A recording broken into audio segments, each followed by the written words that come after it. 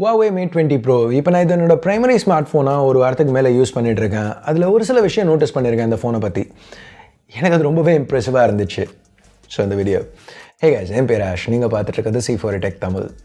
பார்த்ததுக்கப்புறம் வீடியோ பிடிச்சிருந்துச்சுன்னா மறக்காம கீழே இருக்கிற தம்ஸ் அப் பட்டன், சப்ஸ்கிரைப், பெல் ஐகான்ஸ் இதெல்லாம் ப்ரெஸ் பண்ணுங்கள். இப்போ இந்த விஷயங்கள் என்னங்கிறத பார்ப்போம்.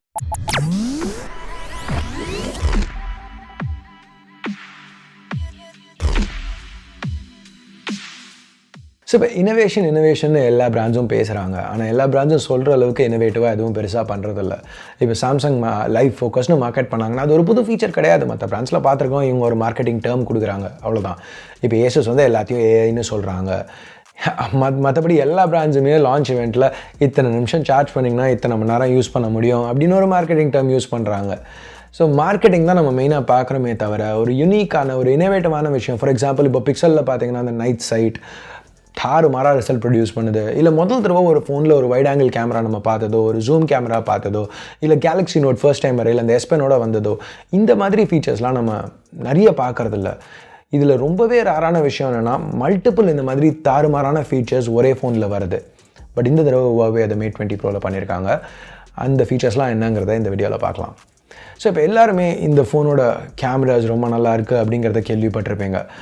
லைக்கா ஆப்டிக்ஸ் இருக்குது, 3 கேமரா கொடுத்துருக்காங்க, எல்லாமே தாறுமாறாக இருக்குது, இதெல்லாம் நிறைய பேர் பேசியிருக்காங்க. பட் இதில் உள்ள வீடியோ ஃபீச்சர்ஸை பற்றி நிறைய நம்ம பார்க்கல. ஸோ இதில் ஒரு ஃபீச்சர் இருக்குது, அதை யூஸ் பண்ணால் Mate 20 Proவால் சப்ஜெக்டை மட்டும் கலரில் வச்சுட்டு சுற்றி இருக்கிற எல்லாத்தையும் பிளாக் அண்ட் ஒயிட்டுக்கு மாற்ற முடியும். இது பண்ணுறது ஈஸியான விஷயம் கிடையாது. ஏன்னா ஒரு ஃப்ரேம்லேயும் எங்கே அந்த சப்ஜெக்ட் இருக்குது, சுற்றி இருக்கிறது என்ன அப்படிங்கிறத கால்குலேட் பண்ணணும். அந்த சிப்பால் அவ்வளோ கம்ப்யூட்டேஷன்ஸையும் ரியல் டைமில் ரன் பண்ண முடியணும். அவங்க கிரண் 980 அந்தளவுக்கு நல்லா இருக்கிறதுனால இந்த எட்ஜ் டிடெக்ஷனும் நல்லா வச்சு இந்த மாதிரி ஒரு ரிசல்ட்ஸ் ப்ரொடியூஸ் பண்ண முடியுது. ப்ளஸ் இது வந்து நான் கஷ்டப்பட்டு ப்ரொடியூஸ் பண்ண ரிசல்ட்ஸ்லாம் கிடையாது. நான் எடுத்ததுலேயே பெஸ்ட்டான ஷாட்ஸ்னும் கிடையாது. ஓவரால் கேமரா ஆன் பண்ணி எடுக்க ஆரம்பித்தேன், இந்த மாதிரி ரிசல்ட்ஸ் வந்துச்சு. ஸோ ஃபார் எக்ஸாம்பிள் இப்போ 960 FPS ஸ்லோ மோஷன் எடுத்திங்கன்னா எந்த ஃபோனாக இருந்துச்சுனாலும் நிறைய தடவை ட்ரை பண்ண வேண்டியிருக்கும் நல்ல ஒரு ரிசல்ட் எடுத்துகிட்டு வரதுக்கு. ஸோ லான்ச்சில் அவங்க இதை பற்றி பேசையில் நான் கூட அந்த மாதிரி ஒர்க் ஆச்சுன்னா நல்லாயிருக்கும், பட் ஒர்க் ஆகிறது கஷ்டம் அப்படின்னு நினச்சேன். பட் அந்த மாதிரி கிடையாது. நார்மலாக கேமரா எடுத்து பார்த்து ஷூட் பண்ண ஆரம்பித்தாலே இந்த அளவுக்கு நல்ல ரிசல்ட்ஸ் ப்ரொடியூஸ் பண்ணுது. ஸோ வீடியோஸ் பற்றி பேசிகிட்டு இருக்கையில் அடுத்த feature AI bokeh, portrait mode வீடியோக்கு. எட்ஜ் டிடெக்ஷன் பர்ஃபெக்ட்னு சொல்ல மாட்டேன், பட் ஈவன் ஸ்டில்ஸ்க்கும் எல்லா பிரான்ச்லையும் பர்ஃபெக்டாக இல்லை. Huawei இந்த அளவுக்கு ஒரு வீடியோவில் எடுத்துகிட்டு வந்தது ரொம்பவே ஒரு நல்ல விஷயம். இந்த ஃபுட்டேஜ் எடுக்கல நான் ஸ்க்ரீனை கூட பார்க்கல, லிட்டரலாக ஃபோனை திருப்பி வச்சு கையில் வச்சு செல்ஃபி எடுக்கிற மாதிரி நான் ரியர் கேமராவில் எடுத்துகிட்டு இருந்தேன். அதுக்கே இந்த அளவுக்கு நல்ல ரிசல்ட்ஸ் வந்திருக்கு. ஸோ அடுத்தது பேட்ரி. ஸ்டார்ட் பண்ணல நான் சொன்னேன், இத்தனை நிமிஷம் சார்ஜ் பண்ணால் இத்தனை மணி நேரம். அது ஒரு மார்க்கெட்டிங் டேர்ம், அதை பற்றி நான் பேச மாட்டேன்ட்டு. பட் இங்கே அதை தாண்டி ஒரு விஷயம் பண்ணியிருக்காங்க. இன்றைக்கி வரைக்கும் நம்ம பார்த்தோன்னா மெயின் ஸ்ட்ரீமாக வந்த ஃபோன்ஸில் பெஸ்ட்டு ஃபாஸ்டஸ்ட் சார்ஜிங்னு பார்த்தா டேஷ் சார்ஜ், அது கிட்டத்தட்ட 20 வாட்ஸ். ஆனால் இப்போ Huawei அதை டபுள் பண்ணியிருக்காங்க, ஒரு 40 வாட் சார்ஜர் இங்கே இன்க்ளூட் பண்ணுறாங்க. ஸோ 0 to 70% 30 நிமிஷத்தில் போகுது. இது ஒரு சின்ன 3300 mAh பேட்டரி கிடையாது, 4200 mAh பேட்டரி. இப்போ ரியல் லைஃப் எக்ஸாம்பிள் கொடுக்கணுன்னா, இன்றைக்கி ஒரு நாள் நைட்டு சார்ஜ் பண்ண மறந்துட்டேன். ஸோ அடுத்த நாள் சாயந்தரம் 4 மணி வரையில் ஃபோனோட பேட்டரி கிட்டத்தட்ட 16% இருந்துச்சு. இந்த பாயிண்டில் நான் வெளில போகணும், டக்குன்னு கிளம்பணும். அதனால் போய் ஒரு கோக் குடிக்கிறதுக்குள்ளார சார்ஜ் போயிட்டு ஒரு 5 நிமிஷம் கிட்டத்தட்ட கோக் குடிச்சிட்டு வந்தேன். 16%லேருந்து 40% போயிருந்துச்சு. அந்தளவுக்கு ஃபாஸ்ட்டாக ரியல் டே டு டே யூசேஜில் ரொம்ப யூஸ்ஃபுல்லாக இருக்குது. எல்லா இனோவேட்டிவ் ஃபீச்சர்ஸுமே யூஸ்ஃபுல்லாக இருக்கும்னு சொல்ல முடியாது. அதுக்கு பர்ஃபெக்ட் எக்ஸாம்பிள் நம்ம இப்போ அடுத்து பார்க்க போகிறது ரிவர்ஸ் ஒயர்லெஸ் சார்ஜிங்.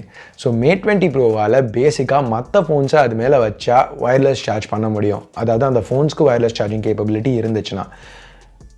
இன்னொரு விதத்தில் சொல்லணுன்னா ஒரு போர்ட்டபிள் ஒயர்லெஸ் பேட்டரி பேக்காக இதால் ஒர்க் பண்ண முடியும்.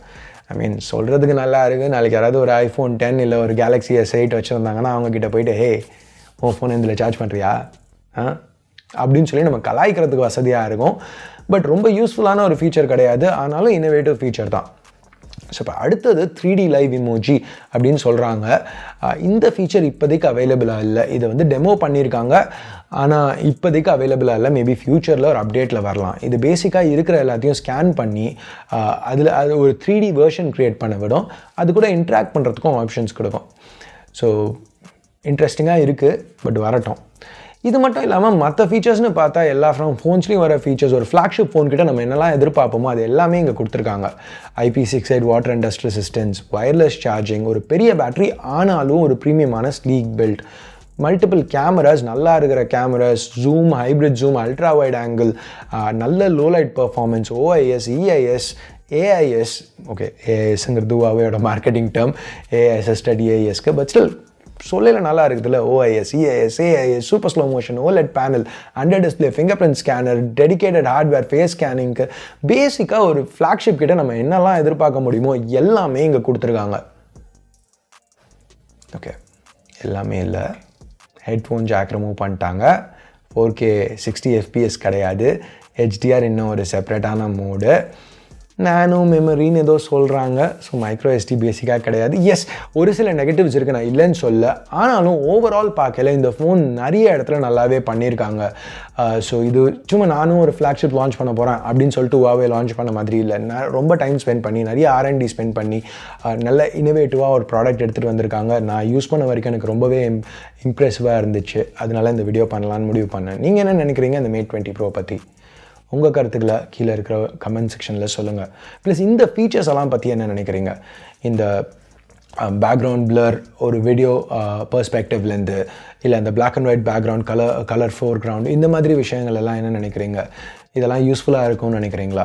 திருப்பியும் உங்கள் கருத்துக்களை கீழே இருக்கிற கமெண்ட் செக்ஷனில் சொல்லுங்கள். வீடியோ பிடிக்கலன்னா என்ன பண்ணணும் உங்களுக்கு தெரியும். பிடிச்சிருந்துச்சுன்னா மறக்காமல் கீழே இருக்கிற தம்ஸ் அப் பட்டன், சப்ஸ்கிரைப் பண்ணலன்னா சப்ஸ்கிரைப், ஏற்கனவே சப்ஸ்கிரைப் பண்ணியிருந்தீங்கன்னா பக்கத்தில் உள்ள பெல் ஐக்கான் இதெல்லாம் ப்ரெஸ் பண்ணுங்கள். அப்போ தான் நாங்கள் போடுற வீடியோஸை நீங்கள் மிஸ் அவுட் பண்ணாமல் பார்க்க முடியும். அடுத்த வீடியோவில் உங்களை திருப்பி சந்திக்கிற வரைக்கும் என் பேர் ஆஷ், நீங்கள் பார்த்துட்டு இருக்கிறது C4E Tech Tamil. Have a nice day. Bye.